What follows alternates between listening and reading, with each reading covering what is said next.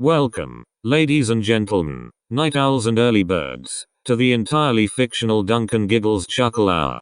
Curious listener Jasper Bumbershoot writes, why is it called the Chuckle Hour? Who is Duncan Giggles, and why does he keep chuckling? Well, Duncan Giggles has beaten the system and, as Mabel Wobbleworth says, no finer magician ever misplaced his own trousers. Duncan Giggles, the best imaginary showman in the world. Let us not quibble now. Duncan once received an invitation to the Sunbeam Naturist Colony and packed binoculars, a dinner jacket, and entirely the wrong sort of confidence. Mabel Wobbleworth insisted that naturism required dignity, good manners, and an enormous parasol. Baron Adalbert Bristlebrush arrived wearing medals, sandals, and the expression of a man who believed modesty was somebody else's department. A strategically positioned flowering shrub did more for international diplomacy than the Baron ever had. Jasper Bumbershoot paused beneath the entrance sign and asked why the dress code said less is more. Toby Babbler declared himself a professional towel critic and began counting threads with a magnifying glass. The baboon in the waistcoat stole the towel before Toby reached thread 17. Towel tug. Towel tug. Towel tug. That is the sound of Toby Babbler negotiating with a baboon while hiding behind a drinks trolley. Then Mabel and Baron Bristlebrush met beside the swimming pool, each protected by a parasol and several principals. The Baron explained that his ideal architecture had no walls, because walls interfered with grandeur. Mabel replied that bedrooms generally benefited from at least 4. Their hands met over a blueprint, and somewhere in the distance Duncan's kazoo played the wrong note.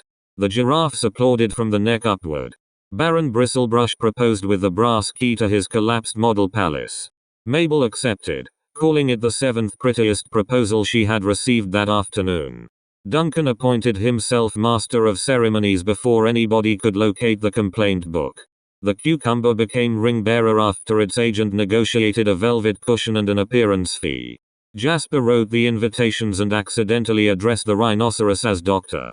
Toby objected to the custard fountain on professional grounds, then requested a larger spoon. The rhinoceros carried the wedding cake with surprising delicacy. The ostrich wore the bridal veil and refused to return it. Baron Bristlebrush rehearsed a vow promising love as broad and straight as one of his roads. Mabel reminded him that a successful marriage requires bends, roundabouts, and somewhere sensible to stop for tea. On the wedding day, the guests observed the colony dress code with strategically deployed hats, towels, bouquets, and flowering shrubs. The cabbage, turnip, and aubergine occupied the front pew while the potatoes formed a receiving line coalition.